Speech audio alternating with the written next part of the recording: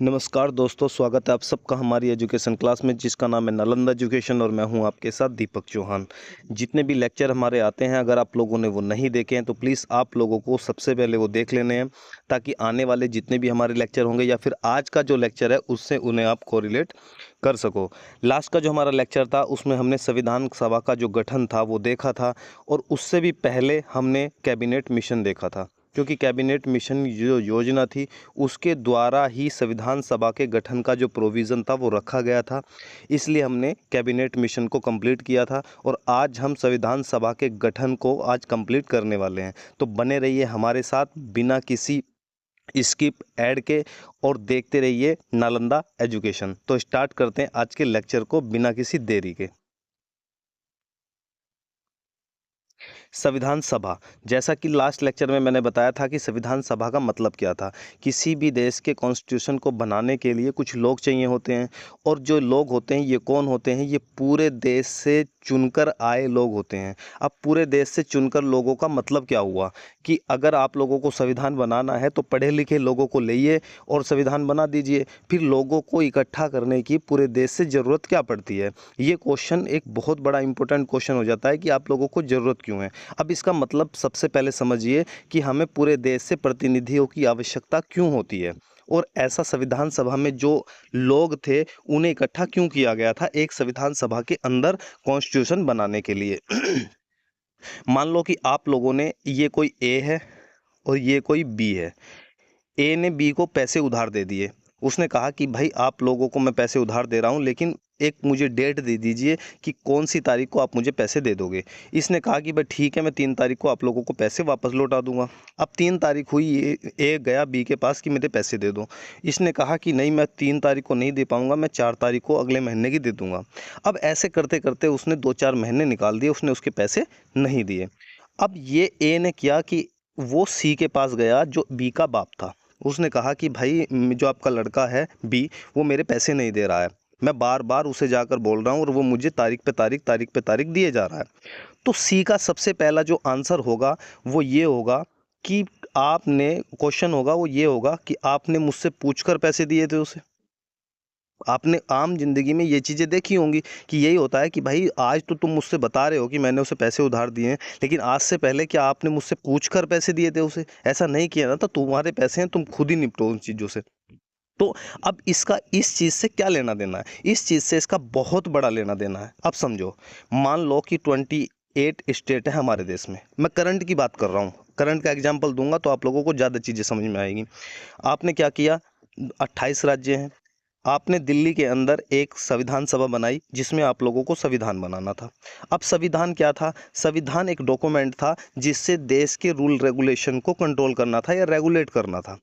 अब आपने इसे संविधान को बनाया और यहाँ से कोई भी प्रतिनिधि नहीं लिया और आप गए राज्य के अंदर, मान लो पश्चिम बंगाल के अंदर चले गए। पश्चिम बंगाल का एग्जाम्पल मैं इसलिए लेता हूँ क्योंकि केंद्र सरकार से थोड़ी उसकी बनती नहीं है। तो अब पश्चिम बंगाल में गए कि हमने एक डॉक्यूमेंट बनाया है जिसे आप कॉन्स्टिट्यूशन बोल रहे हो और इसे हमें आप लोगों के ऊपर इम्प्लीमेंट करना है। अब ममता बनर्जी ने बोला कि आपने ये हमसे पूछकर बनाया था। भाई कोई चीज़ आप हमारे ऊपर इम्प्लीमेंट करने जा रहे हो, कोई डॉक्यूमेंट है, उसके रूल रेगुलेशन या कानून बनेंगे कल को उसके थ्रू, तो आप उन्हें हमारे ऊपर लागू करोगे तो आपने हमसे पूछा था।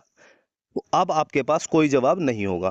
इसलिए जिस राज्य में या जिस एक प्रांत में या जिस एरिया में आप संविधान से बने कानूनों को लागू करोगे भविष्य में, कम से कम उनके प्रतिनिधियों को आप लोगों को विश्वास में लेना पड़ेगा, उनसे पूछना पड़ेगा कि हम संविधान बना रहे हैं, आज आपके साइन चाहिए, कल को आपके राज्य में ये इम्प्लीमेंट भी होंगे रूल और रेगुलेशन जो भी एक्ट होंगे। इसलिए ज़रूरत पड़ती है कि हर राज्य से प्रतिनिधि को बुलाया जाए, उनका प्रतिनिधित्व भी रहे और जब जाके ये संविधान जो है वो बनाया गया था।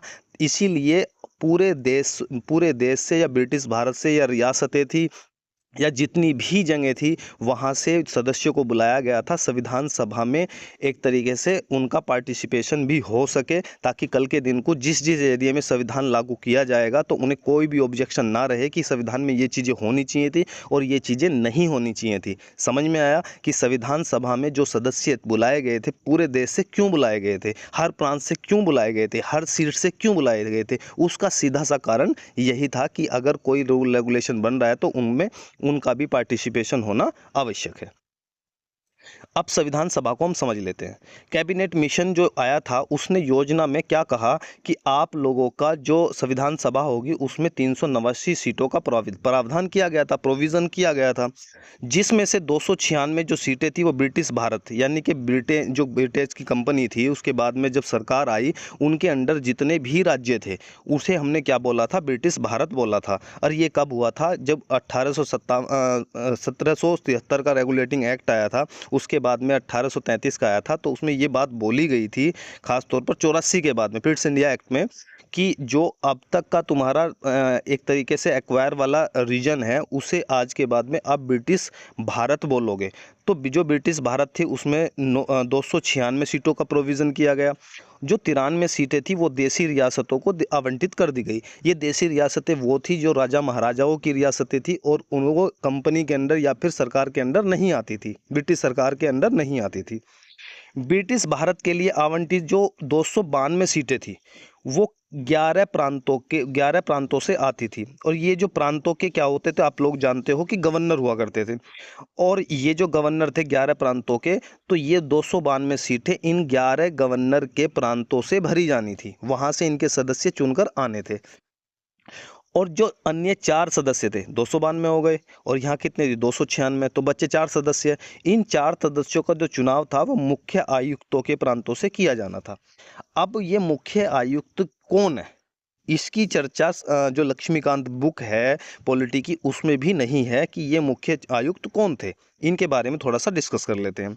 संविधान सभा में मुख्य आयुक्तों के प्रांत उन प्रांतों को कहा जाता था जो सीधे केंद्र सरकार के नियंत्रण में होते थे और उनके प्रशासन की जिम्मेदारी एक मुख्य आयुक्त को सौंपी जाती थी। ये प्रांत ब्रिटिश भारत में न तो पूरी तरह स्वायत्त प्रांत थे होते थे और न ही रियासतें। ठीक है, महत्वपूर्ण उदाहरण देख लेते हैं। अब पहले इसे समझो, मुख्य आयुक्त।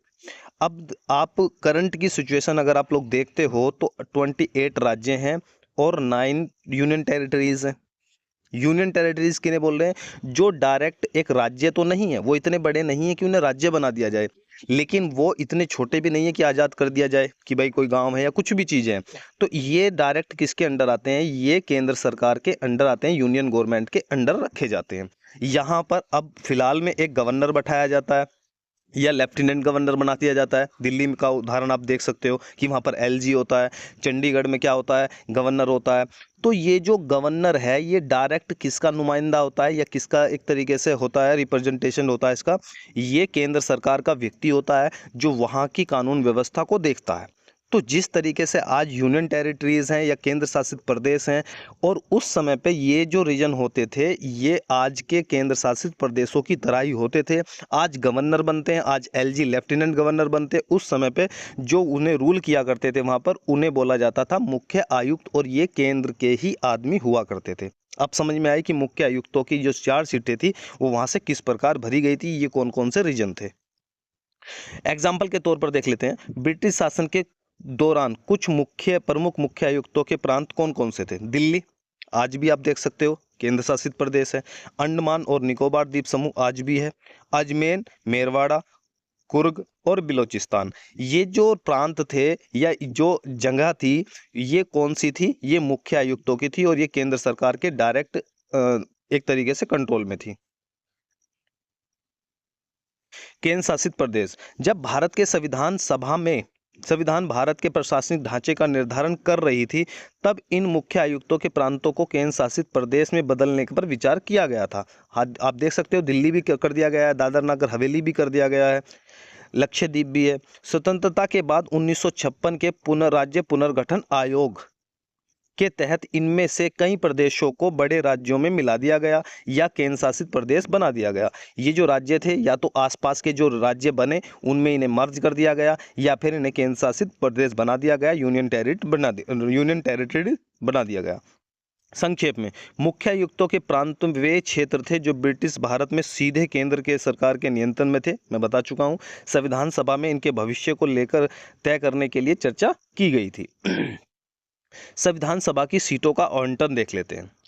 प्रांत व देशी रियासतों को उनकी जनसंख्या के अनुपात में सीटों का आवंटन किया होना था, यानी कि 10 लाख पर एक सीट। अगर किसी टेरिटरीज है या फिर एक सीट है, कोई एरिया है जिसमें 10 लाख जनसंख्या है, उसकी सीटों को एक सीट उसे प्रदान कर दी गई कि भाई 10 लाख के अनुपात में एक सीट हम आप लोगों को आज दे रहे हैं। जैसे आप लोगों ने देखा होगा जन प्रतिनिधि जो एक्ट है उसमें भी क्या होता है, जो ये एरिया है अगर इसमें सीटों का क्या हो जाता है, जो पॉपुलेशन है इसमें कम ज़्यादा हो जाती है तो कई बार क्या कर दिया जाता है, आसपास के एरिया को इसमें मर्ज कर लिया जाता है। मैं एग्जांपल देता हूँ।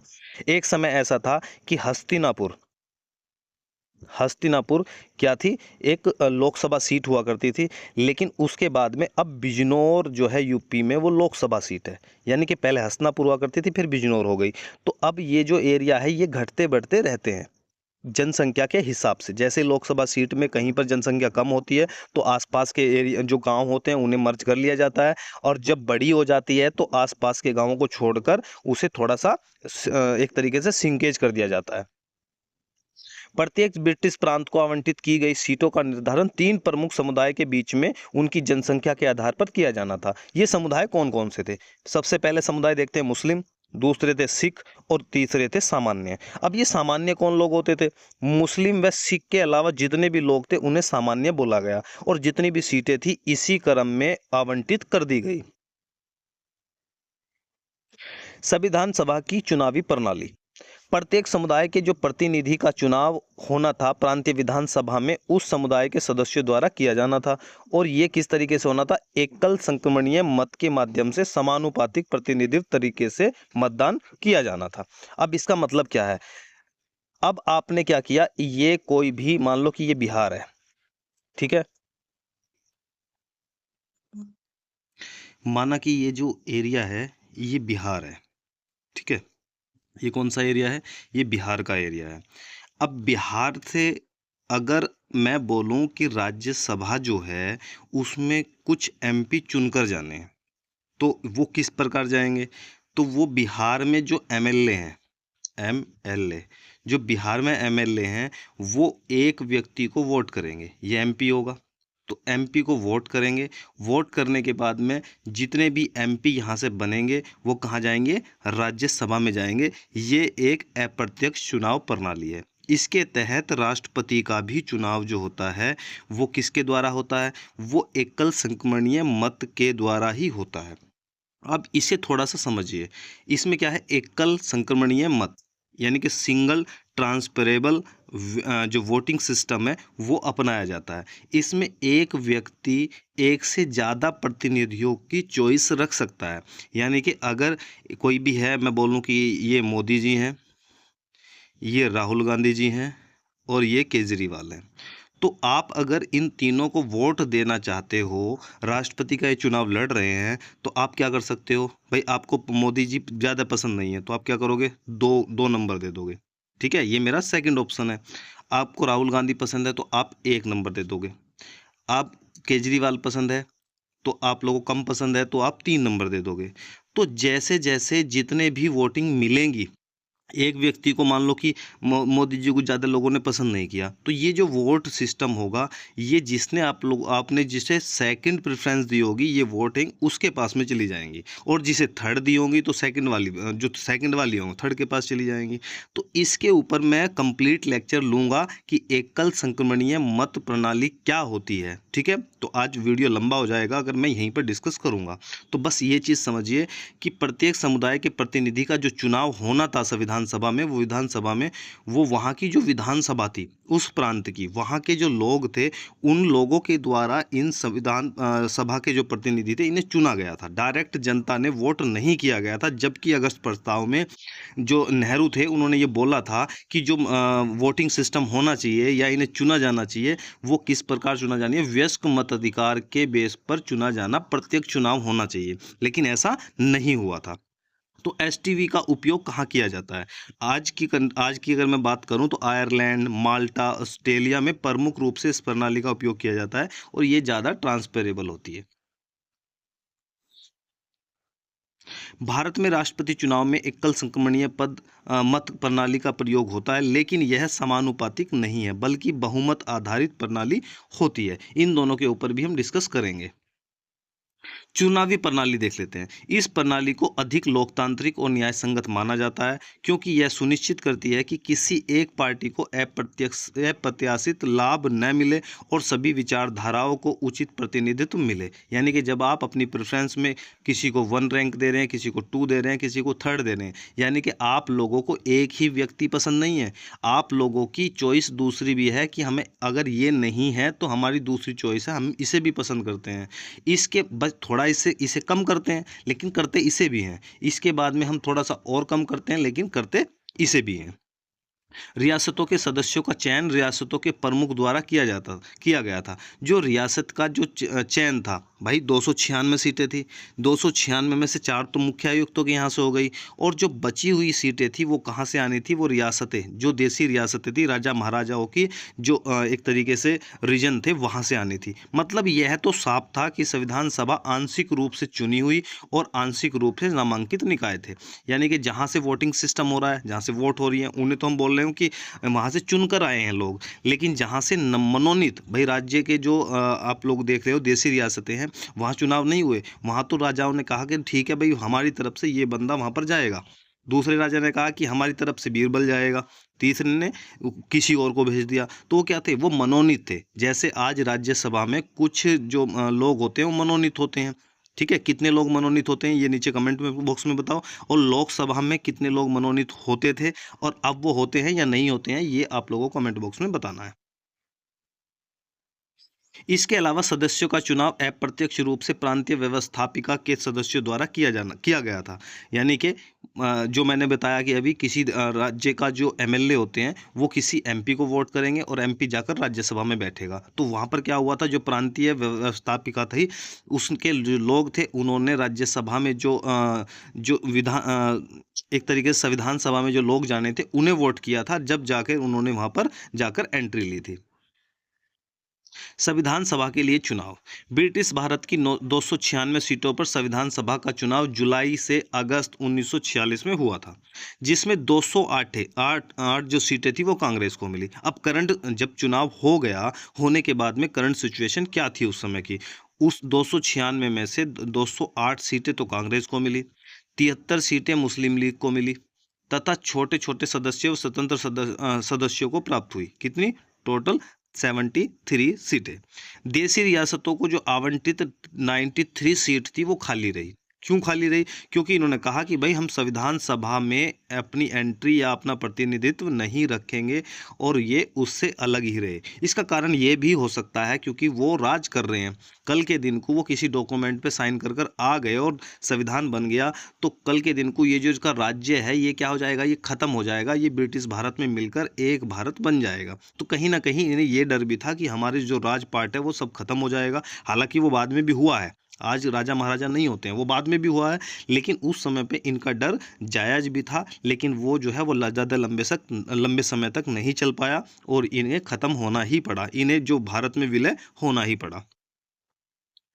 नोट: संविधान सभा का चुनाव भारत के वयस्क मतदाताओं द्वारा प्रत्यक्ष रूप से नहीं हुआ था। आपसे ऑप्शन में दे देगा वो कि वयस्क मतदाताओं द्वारा किया गया था, क्योंकि नेहरू ने भी अगस्त प्रस्ताव में कहा है कि वह वयस्क मतदाताओं द्वारा चुनाव होना चाहिए प्रत्यक्ष रूप से, लेकिन ऐसा नहीं हुआ था। ये आप लोगों के ऑप्शन में आ सकता है, तो आप लोगों को इसे ही टिक करना होता है। फिर भी इसमें प्रत्येक समुदाय, हिंदू, मुस्लिम, सिख, पारसी, आंग्ल भारतीय, भारतीय ईसाई, अनुसूचित जाति, अनुसूचित जनजाति के प्रतिनिधित्व को जगह मिली थी। यानी कि लगभग सभी कौम के जो लोग थे उनका जो पार्टिसिपेशन था इसमें रखा गया था, प्रतिनिधित्व रखा गया था। आंग्ल भारतीय क्या होते हैं? जिनकी माँ या जिनका बाप भारतीय होता है, या फिर एक एक भारतीय होता है और एक जो है वो विदेशी हो सकता है, उसे हम आंग्ल भारतीय बोलते हैं। और लोकसभा में इनका जो जो सीट थी या मनोनीत एक तरीके से एमपी के रूप में किए जाते थे।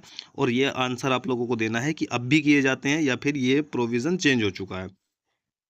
दूसरा क्वेश्चन आप लोगों के लिए भी यह है कि जो भारत में ईसाई जो कम्युनिटी है उसके कौन से लोग रहते हैं? कैथोलिक ज़्यादा रहते हैं या फिर प्रोटेस्टेंट रहते हैं? दूसरा नोट देख लेते हैं हम। सभा में महात्मा गांधी के अलावा लगभग भारत के सभी बड़ी हस्तियों को शामिल किया गया था। यानी कि जो महात्मा गांधी थे वो संविधान सभा में इन्होंने अपना पार्टिसिपेशन नहीं किया था। ये भी आप लोगों से क्वेश्चन पूछा जा सकता है कि क्या महात्मा गांधी भी संविधान सभा के मेंबर थे या उनका कोई भी एक तरीके से योगदान रहा था संविधान बनाने के लिए। संविधान सभा का गठन, ठीक है, ये हो चुका था, सॉरी। ठीक है, तो आज के लिए इतना ही। अगर लेक्चर आप लोगों को पसंद आता है तो लेक्चर को लाइक कर दिया करें और दोस्तों को शेयर भी कर दो, ताकि आप लोगों के साथ साथ में उनकी भी नॉलेज बढ़े, उनका भी जो बेनिफिट है वो हो सके। चैनल पे अगर आप लोग नए हो तो चैनल को सब्सक्राइब जरूर कर लें, ताकि आने वाले जो जितने भी लेक्चर हमारे होंगे उनका जो नोटिफिकेशन है वो आप लोगों को टाइम टू टाइम मिलता रहे। तो आज के लिए इतना ही, मिलते हैं नेक्स्ट लेक्चर में। जब तक के लिए दीजिए इजाज़त। जय हिंद, जय भारत।